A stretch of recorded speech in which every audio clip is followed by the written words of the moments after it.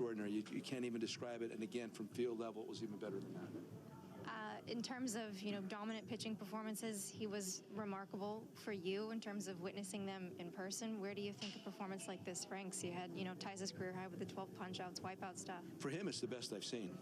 That's the best. That's the best moment I've seen him pitch. Stuff-wise, I mean, I'm into other things. I'm into the look and the intensity and the focus and the concentration. It couldn't have been any higher. It's impossible. And then his at-bats. Don't forget, he was on base, what, 3 times? Run the bases, driving in runs. He spent a lot of time out there in between pitches or innings. Nobody does that. Nobody does that. Well, yeah, history was made again tonight, considering he had the 2 plate appearances before he even took the mound and then had the 6-run lead. There you go. Didn't even think about that. That's very interesting.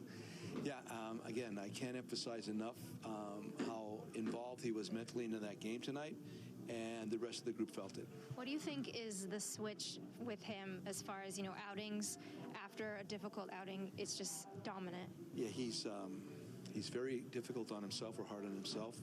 Nobody, expectation-wise, nobody has any higher expectations for themselves or for him than he does. He does. He's a really proud person. He gets it. He knows why he's here. He knows what he's here for. He demonstrated that last year. And this is the kind of stuff right here that puts you in a real conversation for a Cy Young. His slider tonight was a little more of a prominent pitch than in the past. I mean, could you tell early that it looked like that was something he really wanted to go to? Yeah, here's the thing about Shohei. Whenever he feels something, if he's feeling it, he'll go with it.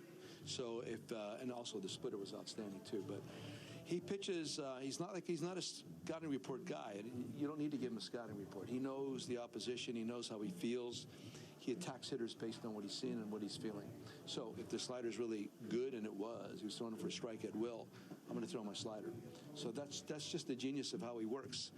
At the plate or on the mound, he knows himself obviously better than anybody else, and you're going to get what he's seeing and feeling that night. What does it mean to win a series in this ballpark without Mike Trout? Yeah, on top of that, you're right. It's just to win the series here is large. Talked about it at home when they beat us 3-4. I know I said we're getting closer to Houston. To do that here after losing the first game on top of that.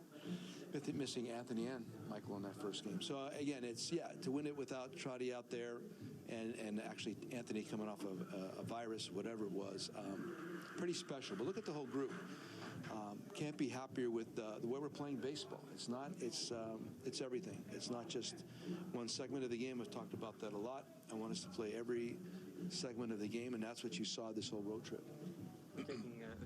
Joe talked about the mental side of the game.